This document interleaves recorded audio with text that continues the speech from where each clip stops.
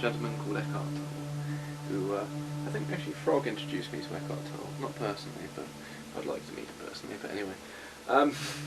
Okay.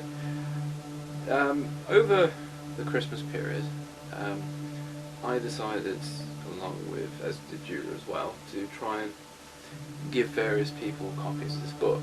Sometimes it'd be people we thought needed it, sometimes it'd be people we thought would just enjoy it.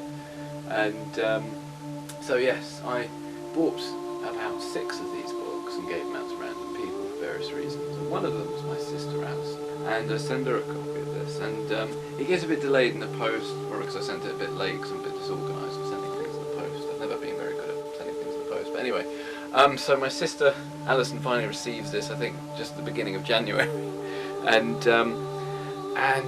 yeah, so she opens this book, she's intrigued by it, and to her credit she reads the first chapter, which, actually I don't think we've got time to go through the first chapter, but anyway, she reads the first chapter, and then suddenly this book kind of causes her some issues. Now, well, I didn't say that my sister has just recently discovered Christianity, and I suppose over the last year and a bit she's been reading the Bible, becoming a bit more Christian in her thoughts and her ways and stuff like that. And something in this book sort of clashed with that, and it was probably Eckhart Tolle sort of when he was discussing the idea of God, and he says that he sees God more as being, if I'm correct in that, yeah.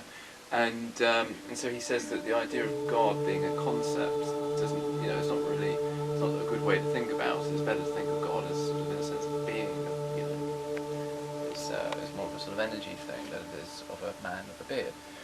And so yeah, she sort of read this and a few other things in the book, and it conflicted with her. So she put the book aside and thought, well, I'm not sure I like this book. So anyway, fair enough. And then over that week that she had this book in her possession, a few bad things like random dogs turning up caused her problems at home. And she decided to blame it on the book. She's like, this book's cursed the house, you know, it's caused all these problems, it's all because of this book. So she goes to her vicar with this book. She goes to her local vicar, right? A vicar, a man of the church, right? And she goes with this book to her vicar. Just in case you don't know what a vicar is.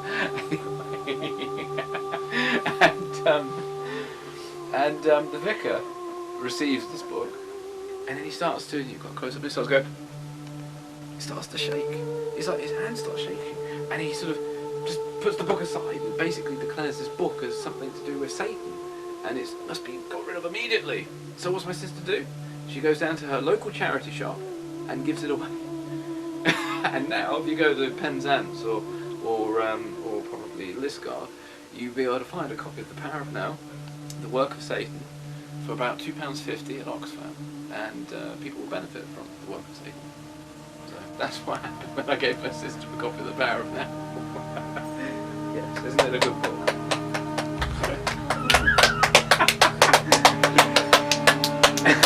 Thank you, Mr. Carr.